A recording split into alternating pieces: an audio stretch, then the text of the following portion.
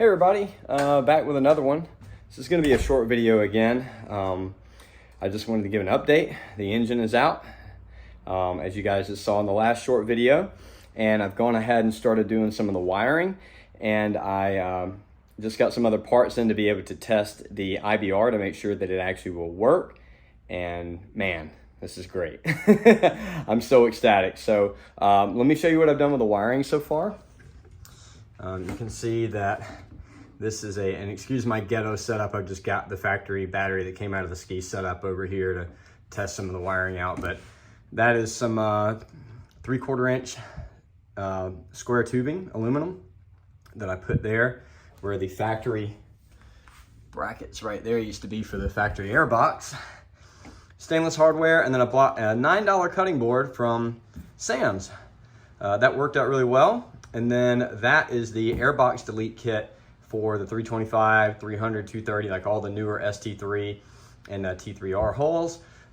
So from Riva, so I went ahead and put all the electronics on that. And then over here, I'm gonna have a separate fuse box for the accessories. So my blower, the bilge pump, the nav lights, and then like my 12-volt outlet, everything will be running on a separate fuse box over there. But I just wanted to test the IBR. You can see right now, it's in the up position, and I'm going to show you it functioning here in just a second. I wanted to show and again, I haven't other than running the harness up here, I haven't separated all this stuff, like the throttle and the IBR. Sensors are going to have to go in here and get mocked up, the desk post, all this stuff. Nothing has to be extended. I just have to cut the tape back and move the stuff over. There's so much wiring harness in here. I mean, it's crazy. You can see where the excess is hanging down here that goes all the way to the front. I mean, this is turning out to be a lot easier than what I thought it would be. So desk post there. Don't know what I did with the key. Stand by, be right back, gotta find the key. Okay, back, found the key, it was sitting right beside me.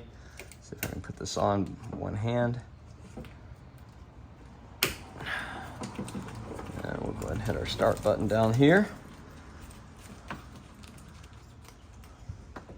Where did it go?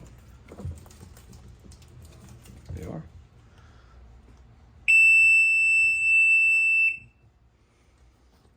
All right, so there that is. Now I'm gonna set it up and show you guys the IBR functioning. And excuse the beeping, that is just the battery getting angry because it's low. And we'll turn the IBR override on and show you that it actually works.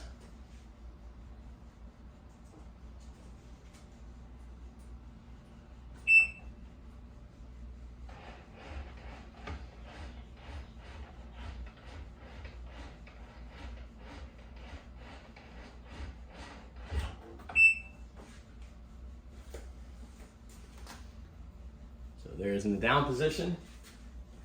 We'll bring it back up.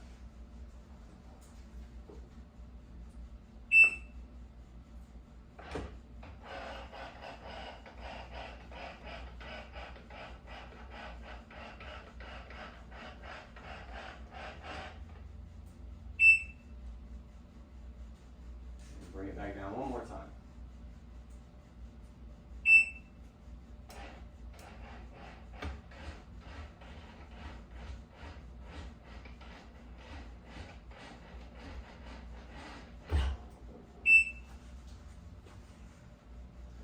All right, there we go. It's a good simple test. Now, one thing I will show you real quick is that and what's crazy is this is already kind of adapted to where the bolt, as far back as it'll go. Let me adjust this real quick and show you guys. Let me adjust the camera.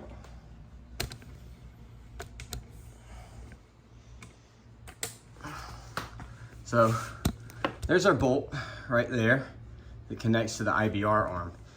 The only thing that I've found that's going to be an issue here is currently the arm is at a little bit of an angle kicking back over here, and I don't even have the bolt screwed in all the way. So I'm going to have to end up, and if the bolt is not, pushed further in over here, like it ends up catching this lip over here. So I think the angle that I got it at right now has a little bit of, you know, kind of an angle pushing that way with it, which isn't really a problem, but I do have that gap right here. So I'm gonna have to put like a spacer in here, like a piece of plastic or something. I can't really show you the gap, but you can imagine that arm pressing up against the bucket, and there's a gap right there. You can see the bolt is not all the way through, which I don't need it to be all the way through because that's gonna be a problem. But again, you know, if I keep it any further out on this side, then the bolt ends up hitting this right here. So I could take some more material out of here if I needed to bring it over a little bit. But as it looks right now, it's not really too much of a bind, but I just couldn't take the IBR motor any further over because of that curved, the curve in the fiberglass right there. It just would not work. Where I've got it out right now is about as far over as I could take it. Now, another thing that I could do is, you know, the problem is this is cast, is try to heat that up and bend it just a little bit, but I really, really, really don't want to have to try to do that.